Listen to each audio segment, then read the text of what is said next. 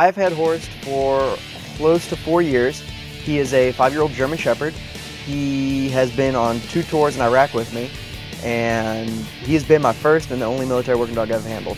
Sergeant Thomas Gehring and Horst are just one team in Marine Corps Base Camp Pendleton's K-9 unit. This extension of Military Police Company is a unique but critical part of the Marine Corps' arsenal.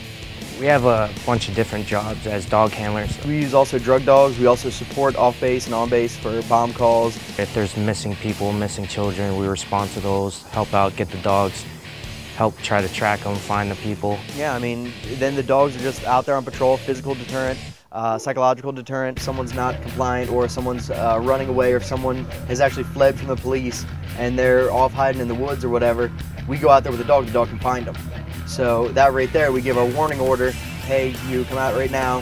Send the dog in. A lot of people hear that, they're like, I don't want to get bit by a dog, so they're going to come out. Sergeant Gehring and Horst are an alternative to deadly force. I did what's called the 5 phases of aggression. 5 phases is basically any circumstance we'll encounter out in the real world where he'll have to apprehend a suspect. So why don't you talk to me real quick? No, screw you. Hey, come here right now. Come here right now. Hold on, release my dog.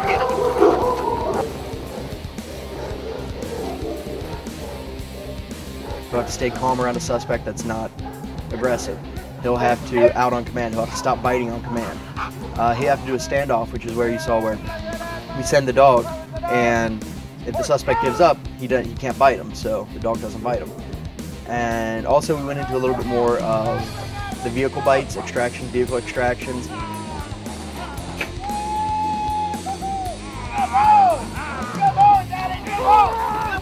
Obstacle extraction, where I send them over the hood. That's all things where you don't know what situation you're going to have to use your dog in, so it's best to be prepared for everything. Horst's life on Camp Pendleton is similar to a Marine's. He starts his day with some exercise and spends the rest of the day in his office or in the field training. A typical day starts off about 05, we'll come in for PT.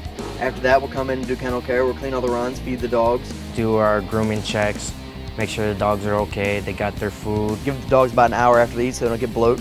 And take the dogs out. We train. We go out and we go to different areas around the base. We'll do either patrol work, where we do a lot of bite work and aggression, or we'll do detection training where we actually pull our explosive kit and we go out and we have the dogs find bombs.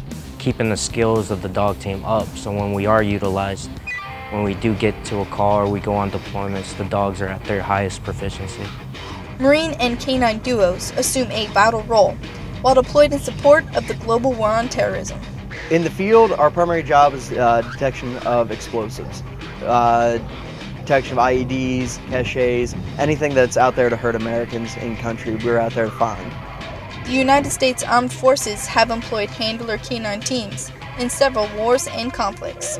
The military working dog program originally started in World War I with messenger dogs, and it progressed into World War II where they started using the same messenger dogs and everything. Vietnam is when it really started to change. They started bringing the sentry dog program.